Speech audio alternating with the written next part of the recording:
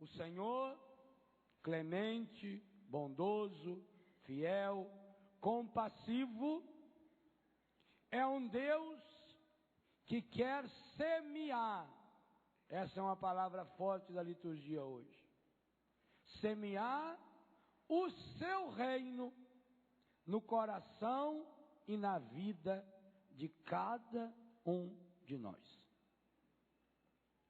Nesse trecho lindo do Evangelho, que podia ser compreendido como a continuação do Evangelho de domingo passado, a parábola do semeador, também está no capítulo 13 de Mateus. De modo especial, nestas parábolas que nós acabamos de ouvir, nós temos o grande segredo do cristianismo. Aquilo que faz o cristianismo uma religião única, uma religião revolucionária, e que infelizmente muitos dos cristãos ainda não compreenderam. Se você observar todas as outras grandes religiões, islamismo, budismo, o próprio judaísmo, brahmanismo, as grandes religiões, as grandes correntes religiosas, todas elas ensinam o que o ser humano precisa fazer para chegar na divindade.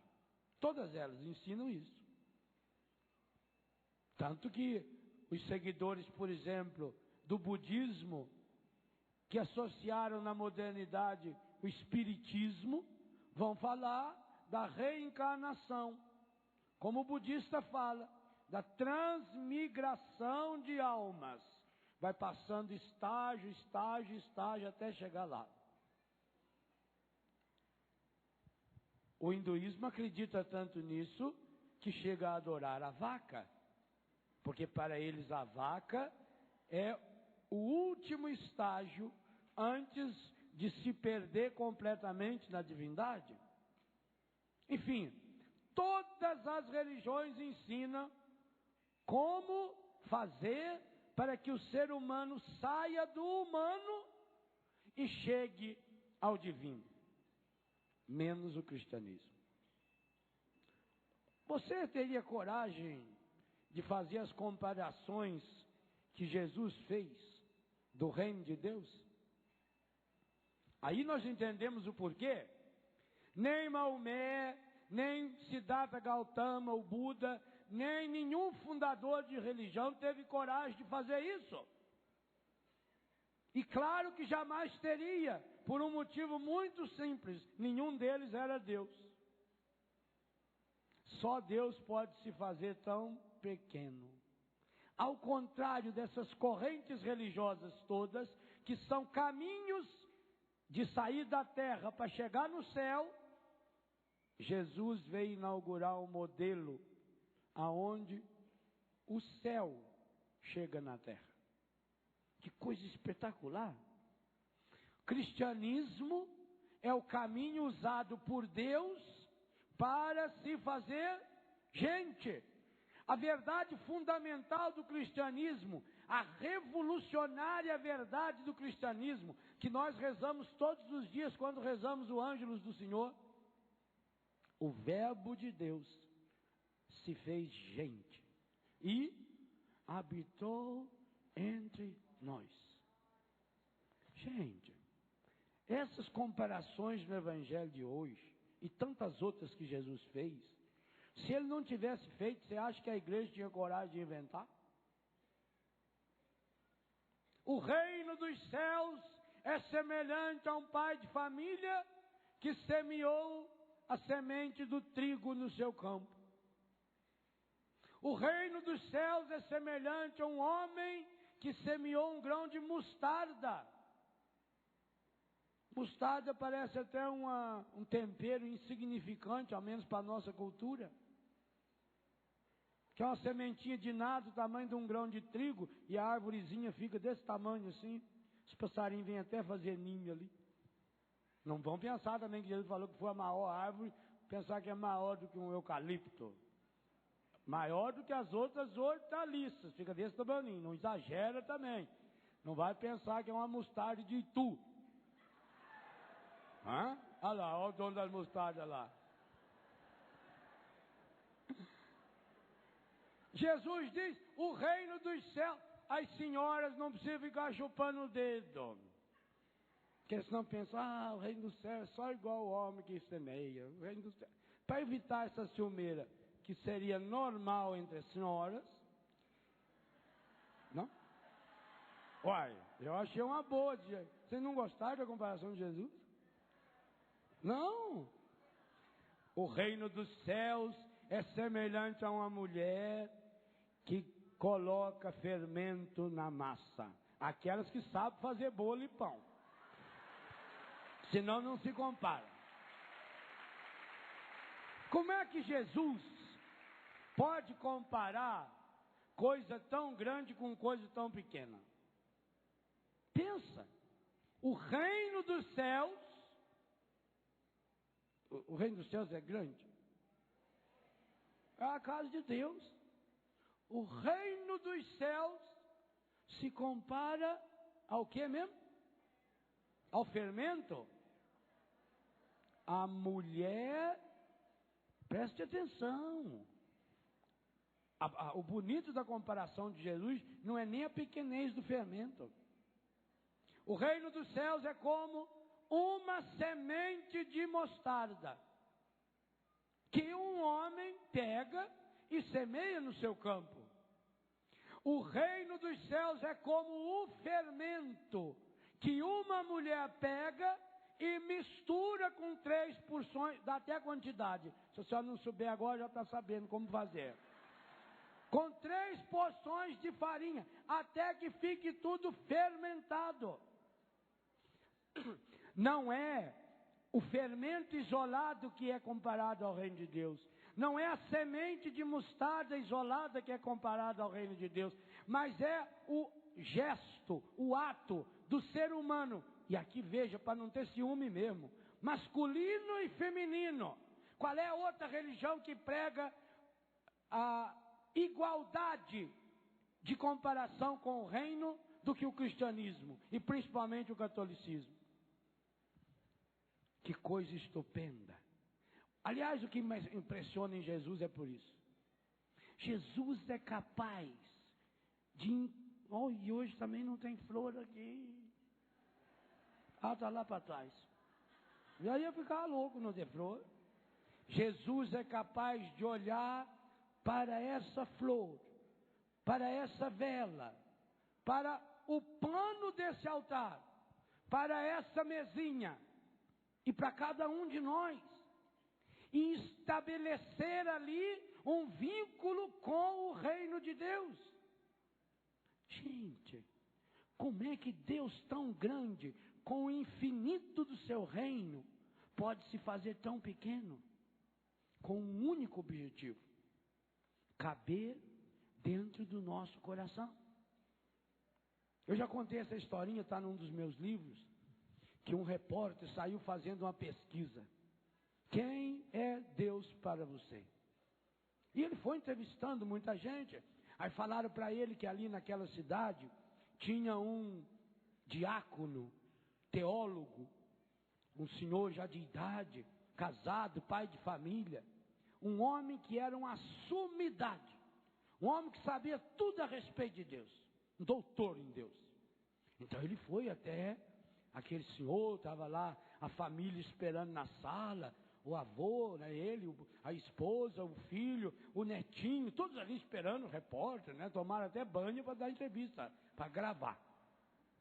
Aí o repórter perguntou para ele: senhor pastor, grande diácono, para o senhor, quem é Deus?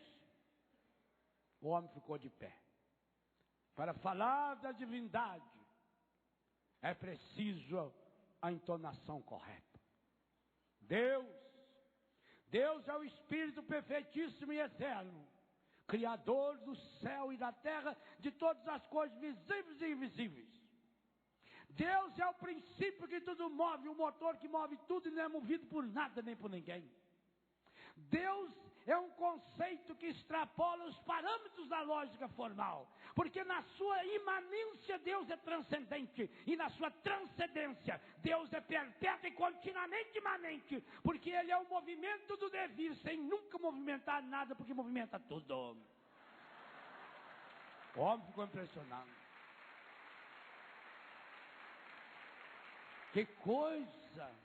Eu não imaginava que Deus era... É! E tem mais ainda. Não, agora não precisa mais não. Para quebrar aquele clima, o repórter brincou com o molequinho, o netinho, de uns 7 ou 8 anos. E para você, quem é Deus? Ele falou, Deus é tão grande que nem o meu avô sabe explicar direito. Mas é tão pequenininho que cabe inteiro no meu coração. É isso que Jesus veio ensinar hoje. Essa grandeza de Deus. Gente, não fica procurando Deus nas coisas extraordinárias. O povo gosta de coisa extraordinária, né? Fala, lá não sei aonde, cortaram uma bananeira. E o talo da bananeira é a Nossa Senhora igualzinho.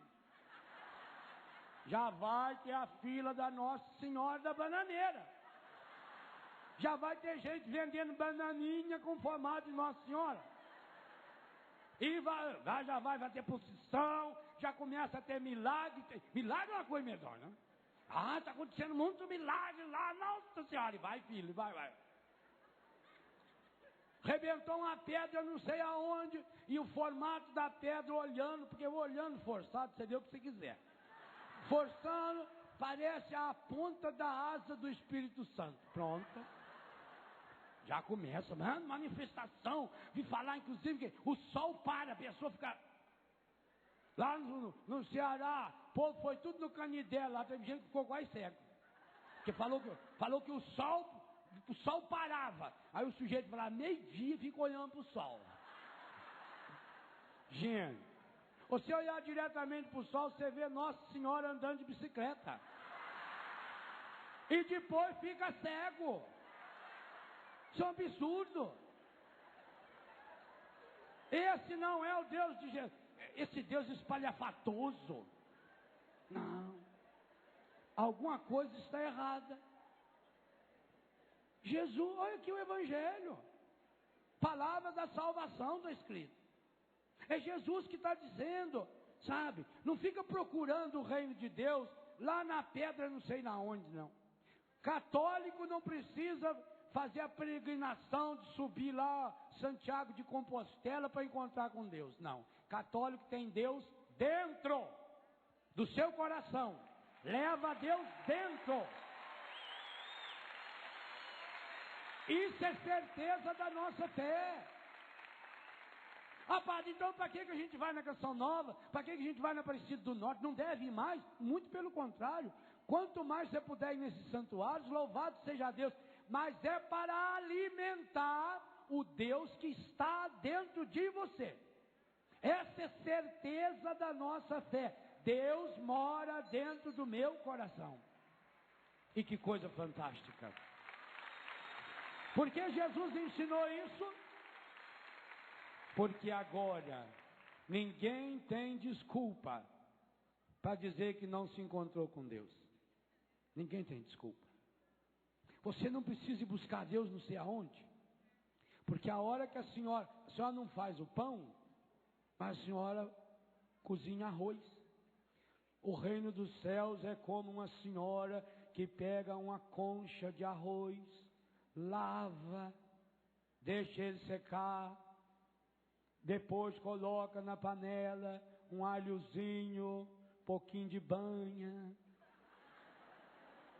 depois põe um punhado de arroz bem sequinho, por isso que tem aquele escumador furado assim para escorrer, põe ele, vai, aí você mexe, vai fritando naquele arroz, né?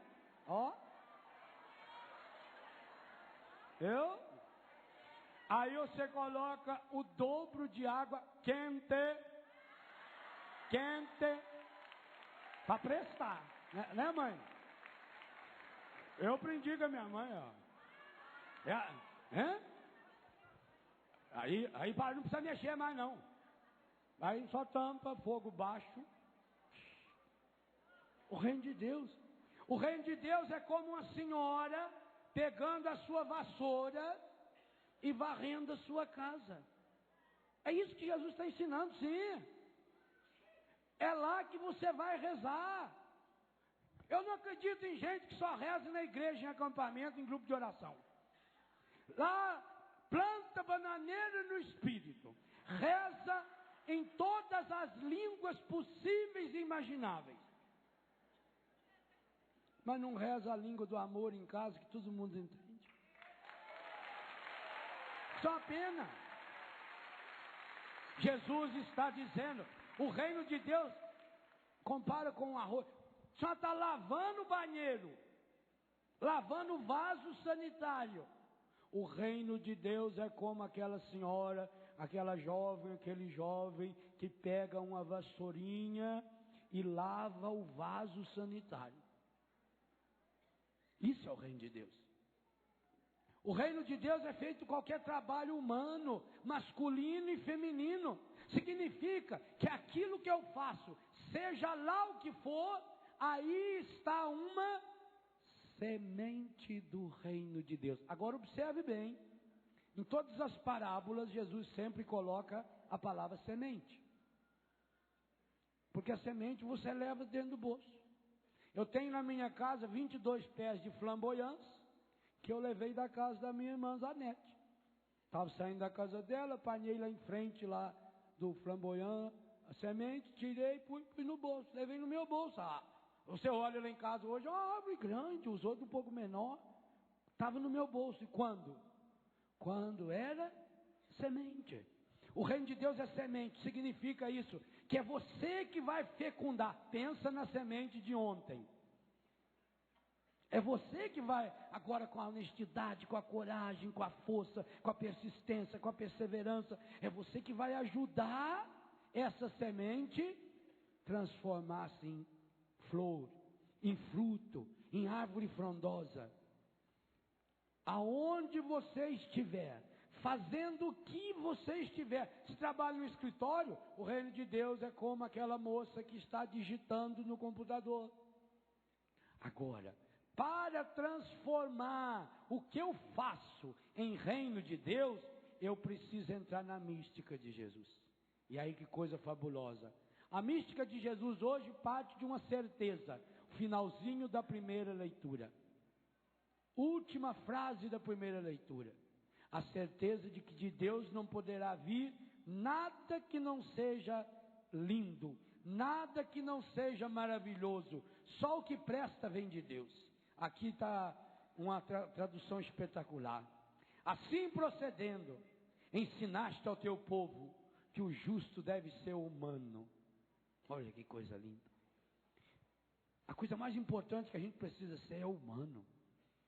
Sabe, o mundo hoje, pela frieza, pela insegurança, por essas contaminações malignas, está perdendo a capacidade de ser humano. Humano, igual Jesus, que chora, que ri, que brinca, que come, que acolhe as pessoas, que abraça, que canta, que se emociona. Você não é essa máquina, não. Deus não quer que você seja essa máquina programada para produzir coisas corretas, porque a ISO 9001, 9002, 209 mil, mas não sei quanto, fica ali o tempo todo olhando. Não, você não nasceu para produção, você não nasceu para essa eficácia, não, você é gente. E gente igualzinho Deus se tornou, o verbo de Deus se fez gente e habitou entre nós. É ser humano. Humano é aquela pessoa, já que eu vou falar sobre isso na terceira leitura, humano é aquele que tem fraqueza. Olha que coisa linda. E aos teus filhos deste a confortadora esperança de que concedes o perdão aos pecadores. Tudo que nós rezamos na segunda pregação do dia de hoje. Aos teus filhos destes A confortadora esperança. Que tradução fenomenal. Confortadora esperança. Uma esperança que me conforta. Conforto tem a ver com bem-estar, aquele sofá confortável. Mas conforto também é quando você leva uma palavra, né? Uma palavra de conforto, uma palavra que ajuda o outro a ser forte, uma palavra que se une ao outro para fazer força naquele momento de fraqueza.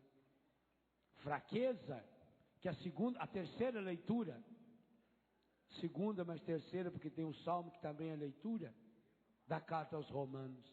O Espírito vem em auxílio à nossa fraqueza e reza em nós com os seus gemidos inefáveis. Gente, esse versículo vem revolucionando a minha cabeça e o meu coração faz muito tempo. Porque parece, sabe, para mim foi uma descoberta. E foi uma descoberta que eu acabei fazendo sozinho. Porque eu aprendi que Deus gostava de quem era bom. Eu sempre tentei ser mais ou menos bom para que Deus gostasse de mim. Eu sempre me esforcei para isso. Quando eu descobri que não, que Deus gosta é de gente fraca. Mas peraí, se a fraqueza não vem de Deus, como é que Deus gosta de gente fraca? A fraqueza de Deus em Deus é força. Você já notou que na vida, tudo que você vai escolher alguém, escolhe o melhor? Concurso de música, quem é escolhido? O melhor. Uma empresa vai abrir 100 vagas de trabalho. Aí aparece 7.000 currículos. Quem que eles escolhem? O melhor. Chega a época de servir o exército. Vão ser escolhidos 200 rapazes. Tem 500 candidatos. Quem serão os escolhidos? Melhor. Você também, quando vai comprar uma roupa, se tem dinheiro para pagar qualquer uma delas, qual você escolhe? Você quer a melhor roupa. O sapato, você quer o melhor. Não é assim? Ou ao menos o melhor que você pode comprar. Não precisa ir lá na das Lula. Isso aí já é outros casos, né? Mas você vai querer comprar o melhor que você pode. Você vai escolher a comida. Tem aqui um prato ruim e um prato de comidinha melhor. Qual você escolhe? Todos nós fomos treinados para escolher o melhor. Todos nós aprendemos que na vida se escolhe o... Aí você se depara com a sua miséria. Aí você se depara com a sua fraqueza. Qual é a tentação natural quando deparamos-nos com a nossa fraqueza? Escondê-la, para que ninguém veja.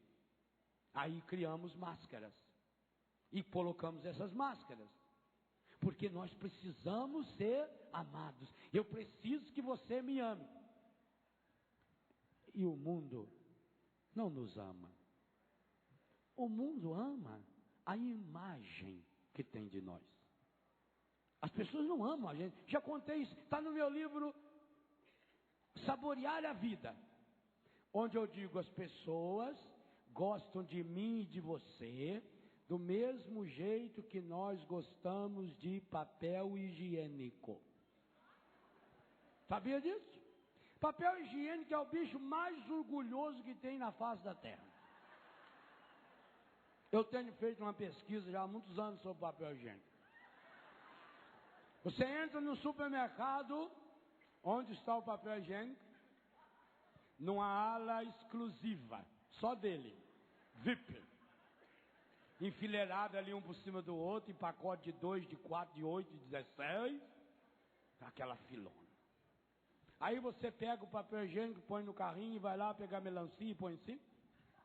Não. Papel higiênico você pega ou por último, ou põe ele naquele reservadinho menor, no basculantezinho. Quando você no supermercado vê uma dona empurrando o carrinho, observe o papel higiênico, se ele não vem com o bracinho de fora. Ele tem cara de orgulhoso, é impressionante.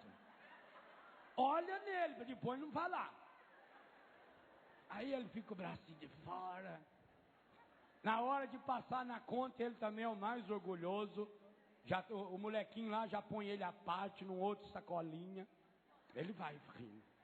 Ele não se mistura igual com as latas. Não. Ele se você fizer uma análise psicológica dele ali, ó. Quando vai pôr no automóvel, põe tudo embaixo. Ele não. Ele vai por cima. Charmoso. Pega ele com cuidado, leva no banheiro. Lá ele tem um guarda-roupinha só dele. Fica lá. Fechadinho lá, bonitinho. Ele vem com a camisinha própria dele, cada um tem o seu. E dali, ele vai pro trono. Ele tem a casinha dele, com acrílico assim em cima. Tem alguns que tem até uma portinha. Esse assim. Não é assim? Ele é bicho orgulhoso. Papel higiênico é muito orgulhoso. Você entra num banheiro e nossa, da mesma cor, tudo certinho. Ele vem picotado. Essa é uma área da minha pesquisa que está difícil de achar. Quem foi que picotou o papel higiênico naquele tamaninho? Ainda não consegui. Porque nem para limpar o nariz aquele tamaninho dá. É muito pequenininho, tinha que ser assim, né? Pedaço maior. Tem alguns que está escrito assim, perfumado dos dois lados. Eu não entendo para quê. Também não conheço ninguém que fique cheirando papel higiênico. Então ele está lá no troninho. Você toma cuidado quando vai lavar o banheiro, tira ele para não pingar, né? Ele é. Aí chegou a grande hora dele. Depois que usou o cuidado. Tem gente que não tem o trabalho nem de amassar ele. Joga lá de qualquer jeito, assim, com o carimbo aparecendo ainda. Você tem nojo do próprio, do que o seu usou, ou não? Pois deixa de ser papel higiênico diante do cadito, seu bobo. O mundo adora você igualzinho nós adoramos o papel higiênico. A hora que o encardido usar você, ele vai fazer igualzinho você fez com o papel higiênico. Joga no lixo, porque ele não sabe fazer outra coisa. Você não nasceu para ir para o lixo. Mas não pense você que o demônio quer levar você ou quer me levar para o lixo porque a gente é importante para ele. Não. Sabe por que o demônio quer levar você para o lixo? Sabe por que o demônio quer levar o Léo para o lixo? Porque a hora que nos jogar no lixo, o Cristo que está dentro de nós vai junto. E é isso que ele queria. E é essa a grande ofensa que nós fazemos a Deus. Porque o Espírito Santo que está em nós, na hora que você vai para o lixo do demônio, ele não pula fora de você. É essa fraqueza de que nos fala Paulo. É essa fraqueza que eu preciso reconhecer, eu sabendo que eu não sou nada, que eu sou pior do que o papel higiênico, que eu sou um monte de esterco, mas que a graça de Deus vem e me levanta, e me eleva, e me devolve a dignidade de gente, de pessoa. Humano, final da primeira leitura. Aí eu entendo o reino de Deus, a semente do reino de Deus, que vai crescendo em mim, através de mim. O Espírito vem e auxilia a nossa fraqueza. O mundo faz o contrário, gente. O que o encardido quer é pegar a minha dignidade, a sua, de homem, de mulher, de sacerdotes, seminaristas, mães, pais de família, jovens, missionários, povo de Deus, pegar a nossa dignidade. E o que ele vai fazendo? Ele vai martelando, ele vai machucando, e vai deformando, ele vai nos empurrando para baixo. Você vai entrando lá naquele fundo de poço. Esses dias eu vi na televisão um homem que cabia dentro de uma caixa de 40 por 40. É o que o demônio vai fazendo com a gente. Ele vai arrumando aquela caixa, vai te apertando, e jogando, e quebrando, e machucando, e você vai estar esfoladinho, encolhidinho, e aquele complexo, eu não sou nada, eu não consigo nada, e o peso da minha vida em torno de mim. Levanta! Jesus Cristo morreu, virou gente, ressuscitou para quê? Para você ser aniquilado desse jeito? Não, meu irmão, a sua vocação não é de papel higiênico. Eu disse que o mundo gosta de nós igual nós gostamos de papel higiênico, mas a sua vocação não é essa. Você não pode permitir que o seu corpo, o seu sangue e a sua alma, pela qual nosso Senhor Jesus Cristo deu sua vida na cruz, mas não foi só lá na cruz do Calvário, há 2000 anos, não, é nesse Calvário, nessa cruz da Eucaristia, em milhares e milhares de celebrações que acontecem a cada dia, o Cristo continua feito esse pelicano, arrancando de si, para nos alimentar com o seu corpo, sangue, alma e divindade, para que a gente tenha uma certeza absoluta.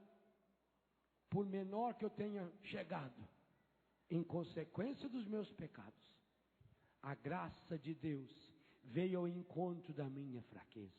Então eu não preciso mais ficar com a máscara, eu não preciso mais da hipocrisia, para que as pessoas amem a imagem que tem de mim. Eu não preciso mais viver fazendo média, porque triste de quem vive fazendo média, é que chega uma hora que a pessoa cai, máscara cai.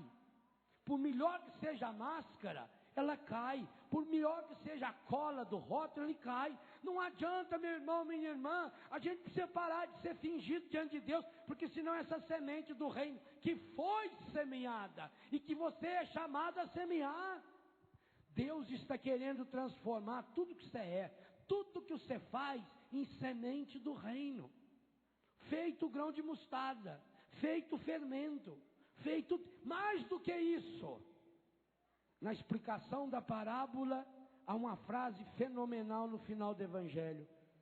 O Senhor convida-nos, a cada um de nós, a que nos tornemos sementes do reino. Versículo 37. Aquele que semeia a boa semente é o Filho do Homem. O campo é o mundo. Agora, a boa semente são os que pertencem ao reino.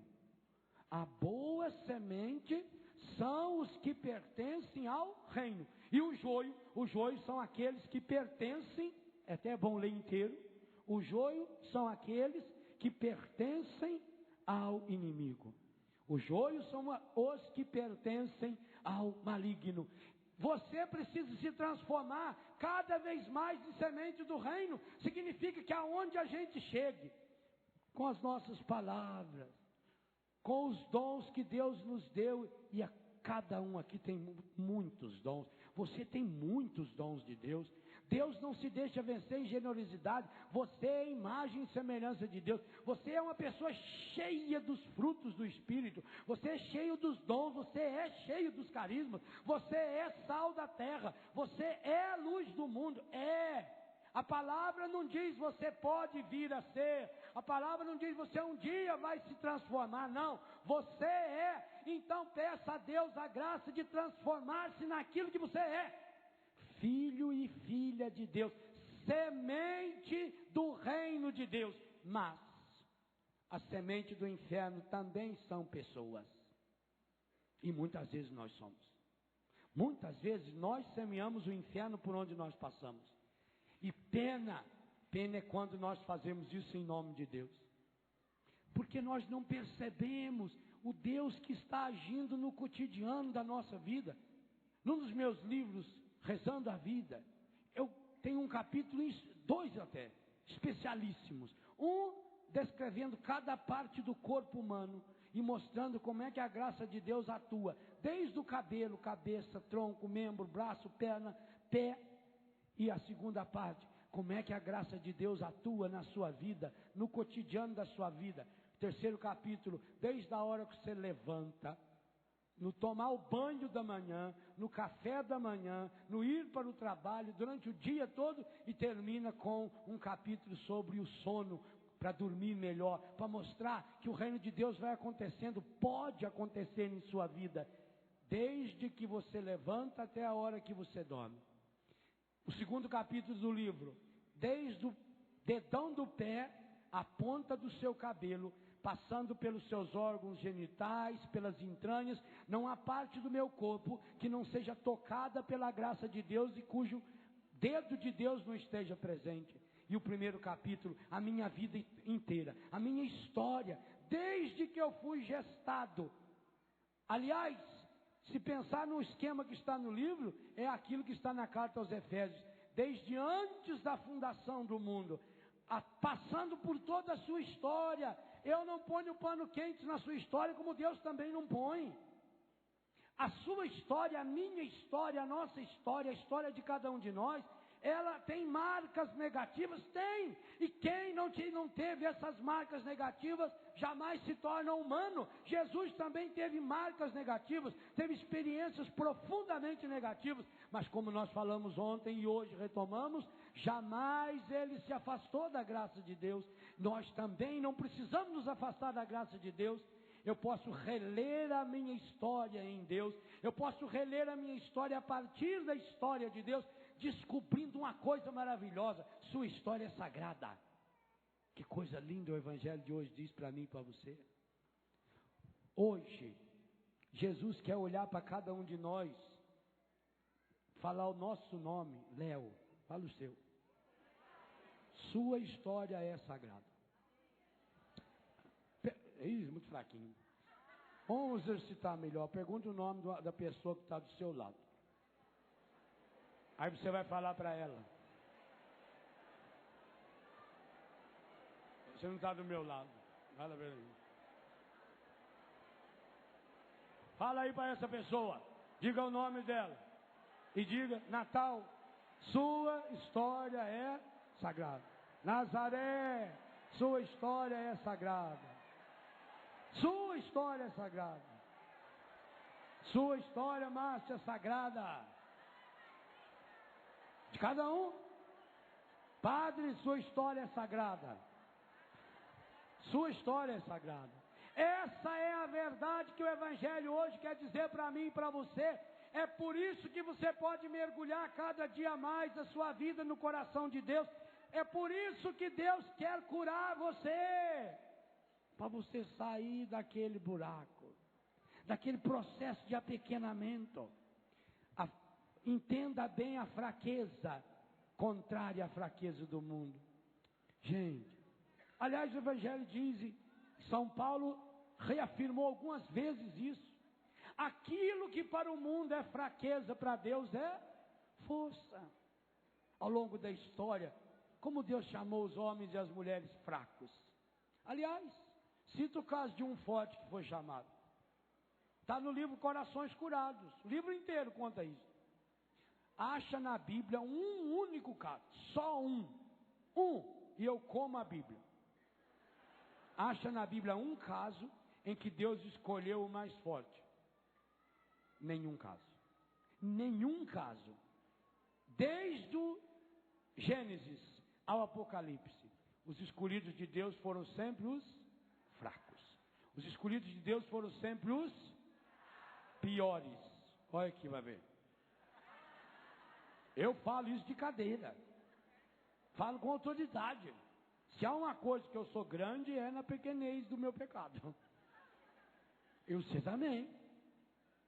A Bíblia inteira. Eu já disse que Deus é humorista. Deus faz as coisas para ficar dando risada da gente. Você já pensou quando ele foi escolher o pai do povo? Ele escolheu Abraão, um velhinho de 100 anos, casado com a Sara, uma velha de 90, que quando era moça era estéril e histérica, porque a danada era problemática, briguenta, que a coisa medonha. Agora, para que Deus escolheu os casar de velhinho? Velho, gente, velho já vai gostando de se enroscando num canto, né? já quer ficar no seu cantinho. Vão lá, vô. Ah, não vou não, minha filha, eu não descansar, né? Ah, no meu tempo era bom, né? Pois Deus chamou e falou, vai, sai da tua terra, onde eu vou te mostrar. E Deus, para rir mais, ainda nem falou aonde era a terra. Coitado do Abraão, vamos, vamos. Abraão, aonde nós estamos indo? Ah, Deus provê, Deus proverá, né? Passou um tempo, os anjos deu uma bênção nos dois, fizeram um rapazinho. Tá feliz, né? Temporão, rapa de tacho. Quando o menino já estava com uns 8, 10 anos, Deus falou, Abraão, está na hora já. Hora do quê?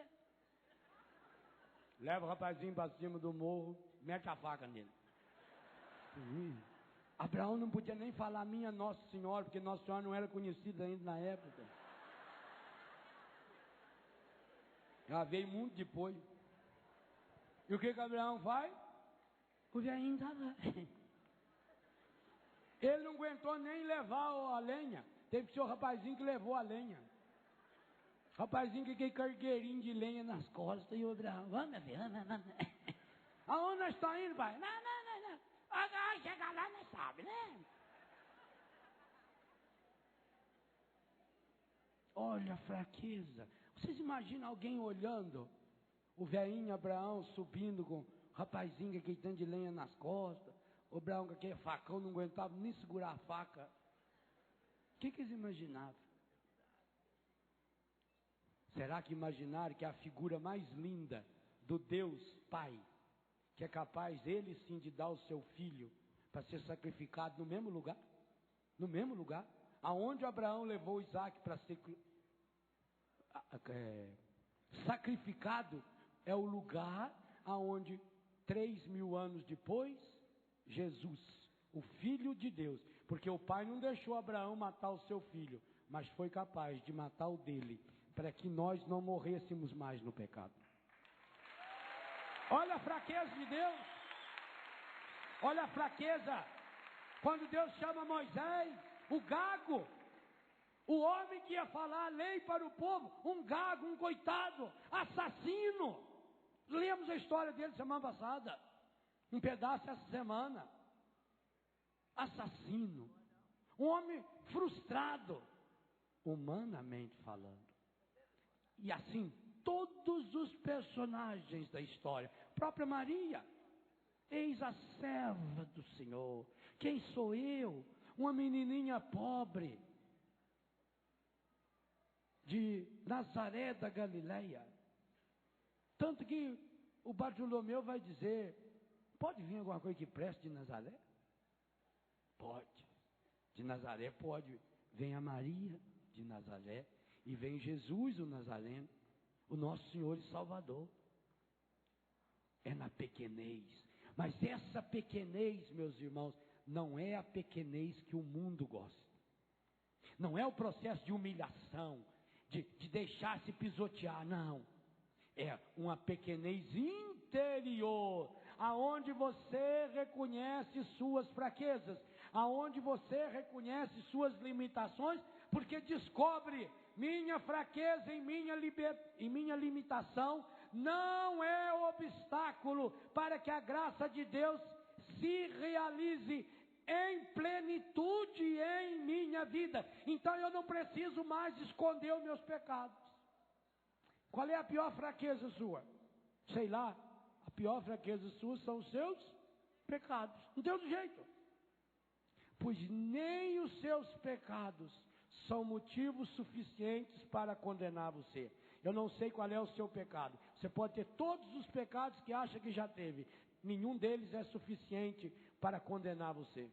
Nenhum pecado. Você pode ter cometido crime hediondo, não é suficiente para condenar você. O que condena não é nem o pecado que você faz. O que condena é você guardar qualquer pecado dentro de você. Por causa da hipocrisia. Por causa das máscaras. Mas se você tem a coragem, meu irmão, minha irmã, de ir até um instrumento de Deus, muitas vezes, mas muitas vezes mesmo, eu atendo todas as confissões dos retiros em Betânia. Muitas daquelas confissões eu tenho vontade de mudar de lugar, de colocar a pessoa sentada na cadeira e eu ajoelhar, porque muitas e muitas vezes sem vergonha, diante da santidade de vida de tanta gente. A maioria de vocês tem uma vida santa que, olha, é espetacular. Se eu admiro, imagine Deus, o sofrimento, a dor, as dificuldades de um pai, de uma mãe de família, com um filho, com um neto doente, com um filho drogado, com filha que se afastou, com o desemprego. É um povo sofredor, é um povo, e além de sofredor, é um povo que luta, é um povo que persiste. Deus olha com alegria para vocês, vocês têm essa marca dele. Então, mesmo que seja um sacerdote muito pior do que você, mais pecador do que você, mas é ele que pode dizer: eu te absolvo dos seus pecados. Vá e não peques mais. Hoje é o que o Senhor quer falar na sua vida também. Deixe o reino de Deus se instaurar no coração e na história da sua vida. Descubra o reino de Deus lá onde é a semeadura da sua vida, lá no seu trabalho. Descubra o reino de Deus agora. Põe a mão assim no seu coração e diga para Deus: eu quero, Senhor, com a força do Espírito Santo. Por isso eu peço um batismo no Espírito Santo agora para mim. Sim, Senhor, a tua palavra nessa tarde nos recorda que o Espírito Santo vem em auxílio à nossa fraqueza e reza em nós com seus gemidos inefáveis. Eu te suplico, ó Pai, o derramamento do seu Espírito no meu coração, para fecundar a semente da palavra que foi semeada em meu coração nesse final de semana. Sim, Pai, eu peço a força do Espírito Santo para que nenhum dos problemas enfrentados, as dificuldades, os transtornos, pelo grande número de pessoas, pelas ausências ou carências que aconteceram em consequência disso, que nada, Senhor, que nada seja obstáculo para que a tua palavra fecunde profusamente o meu coração agora. Sim, Senhor, que essa tua palavra enraize-se no meu coração. Espírito Santo, derrame a água viva da tua graça no meu coração, para fecundar o meu coração, a fim de que a semente da palavra, a palavra que é a semente, que foi semeada no meu coração, ao longo desse acampamento, que ela possa crescer em mim, enraizar em mim, crescer em mim, fortalecer em mim, florir, frutificar e ser canal da tua graça. Pai Santo, Pai querido, Pai amado, eu quero ser semente do teu reino por onde passar. Eu quero, Senhor, planifique a minha história, santifique a minha vida.